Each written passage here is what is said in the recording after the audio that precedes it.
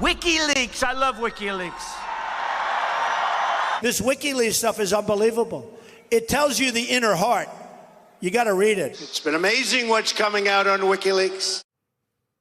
Then candidate Donald Trump loved that WikiLeaks, as he called it, released emails stolen by Russian government hackers that were damaging to Hillary Clinton. And when Donald Trump was repeatedly praising WikiLeaks, Steve Bannon was working for him as his campaign chief executive, and Roger Stone was Trump's informal advisor. Today, Steve Bannon testified under oath that Donald Trump's 2016 campaign considered Trump's longtime confidant, Roger Stone, as the, quote, access point, end quote, to WikiLeaks.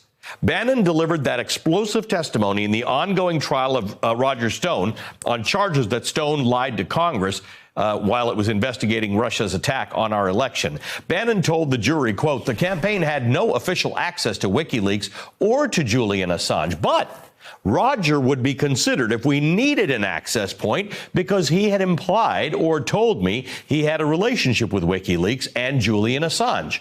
It was something I think he would frequently mention or talk about. That goes to one of the most crucial unanswered questions about then candidate Donald Trump. Did he rely on Roger Stone, his longest serving advisor, to get dirt on Hillary Clinton? Joining us now, Mother Jones reporter Dan Friedman, who is inside the courthouse today, and back with us, Natasha Bertrand, national security correspondent for Politico and an MSNBC contributor. Dan, I just want to quote from your own reporting here. You wrote an article in which you say Trump's campaign apparently thought it was colluding with WikiLeaks. Steve Bannon says Trump team saw Roger Stone as access point to Assange. The Trump campaign apparently thought it was colluding with WikiLeaks. In Bannon's cross-examination today, Stone's defense attorney asked him, you and the Trump campaign didn't view Stone as the access point to WikiLeaks? And Bannon says, I think we did. Yes. That's remarkable.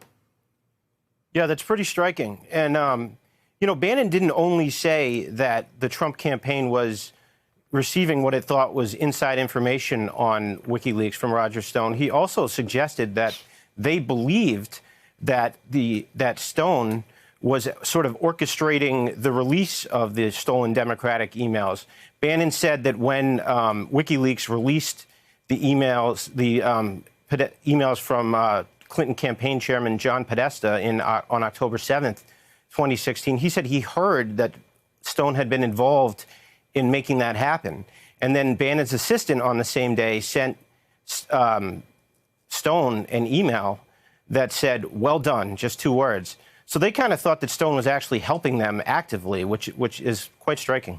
What's the implication of that, Natasha? What is the implication of them thinking they were working through Stone with WikiLeaks and ostensibly with the Russians who had done the hacking that WikiLeaks, the information that WikiLeaks had? What's the implication of that on those who believe that there was some kind of coordination between the Trump campaign and the Russians, or the Trump campaign and Julian Assange?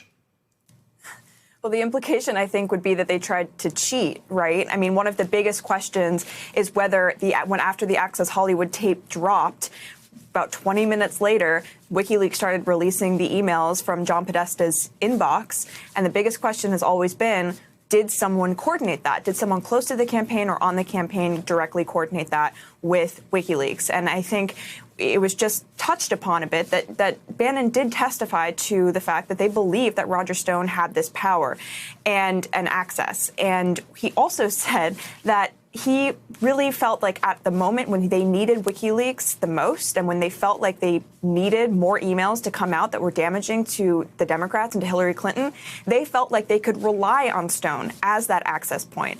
So I think that obviously raises a whole bunch of questions about whether they were waiting for a pivotal moment in the campaign when Trump was literally at his lowest point, Republicans and allies abandoning him left and right after the Access Hollywood tape came out, when they actually went to Stone and said, hey, please help us out and do this, because the timing of that release after the Access Hollywood tape was extremely to put it generously, coincidental. So, Dan, is there anything in that trial in which we are establishing whether someone did coordinate that? Because as Natasha said, observers of this concurrently while it was happening or in hindsight can conclude that it was either coincidental or lucky or organized. And yet people who know Stone say the guy is a big talker. He wanted everybody to think he was tied in with Julian Assange and WikiLeaks, but that the evidence isn't clear that he was. They have not presented evidence that they definitely coordinated the release of the emails. But there's a lot of what I would say is circumstantial evidence that he was involved both on the WikiLeaks end, at least through Jerome Corsi, the right-wing conspiracy theorist, and on the Trump campaign end. He talked directly to then candidate Trump on June 14th, 2016. That's the day that the DNC announced that they had been hacked by the Russians. Stone talked to Trump that day. And then on July 31st, Stone also talked to Trump. And just an hour later, Stone directed Corsi to go to London and see what he could find out from Assange about the email. So that's a pretty strong circumstantial suggestion that the president was perhaps putting Stone up to this effort to find out what kind of emails WikiLeaks had and when they were going to release them. Natasha, I don't know if you had a chance to review what Bannon was doing inside the court and outside, but in both cases, he was going out of his way to indicate that he was not participating in this proceeding willingly. He would not have shown up. He would not have spoken to a grand jury without a subpoena. He seemed to be sending some sort of message that he doesn't want to be here. He would not be doing this willingly. Yeah, and that probably has to do with the people that he's trying to appeal to now, right? I mean, he's still trying to be on the administration's good side, but it is completely belied by the fact that he cooperated voluntarily with Mueller's investigation, and he also participated in voluntary interviews with prosecutors before this trial even began. So I think there's a lot of evidence here that, Steve Bannon is putting on a show about not wanting to be throwing Roger Stone under the bus here, and that he is being forced essentially to testify in this trial. But the facts don't support that. And one other thing that obviously wasn't mentioned today during the hearing was an email that was released in a court case last week as part of a FOIA case against the Justice Department, releasing materials from the Mueller investigation. An email in which Steve Bannon wrote to Jared Kushner and said, "We need to make sure that it's not perceived that we have been getting help from Russia and WikiLeaks. And in that sense, we need to kind of distance ourselves from, the fired campaign chairman, Paul Manafort, who at that time was still advising the Trump campaign well into November of 2016. So clearly there was an awareness on Steve Bannon's part of at least the perception that the Russians had hacked the DNC, had hacked John Podesta's email inbox, had fed the information to WikiLeaks, and that the campaign was now benefiting from those releases. It seems like Steve Bannon was very much aware of that perception. Natasha, thank you. Dan Friedman as well. Thanks for joining us tonight. Thanks for checking out our YouTube channel. Subscribe by clicking on the button below for more from The Last Word and the rest of MSNBC.